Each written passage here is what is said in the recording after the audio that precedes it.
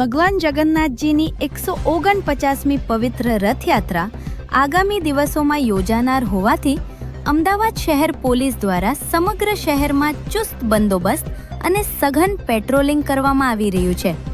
રથયાત્રાના route પર સંવેદનશીલ વિસ્તારોમાં વિશેષ સુરક્ષા વ્યવસ્થા ગોઠવવામાં આવી રહી છે તેમજ કાયદો વ્યવસ્થા જળવાઈ રહે તે માટે સતત દેખરેખ રાખવામાં આવી રહી છે. રથયાત્રા દરમિયાન સમગ્ર રૂટ પર ડ્રોન સર્વેલન્સ અને સીસીટીવી કેમેરા દ્વારા સતત નજર રાખવામાં આવશે. પોલીસના કંટ્રોલ રૂમમાંથી લાઈવ મોનિટરિંગ કરવામાં આવશે જેથી કોઈ પણ શંકાસ્પદ હિલચાલ કે અનિચ્છનીય ઘટનાની જાણ થતાં જ તાત્કાલિક કાર્યવાહી કરી શકાય.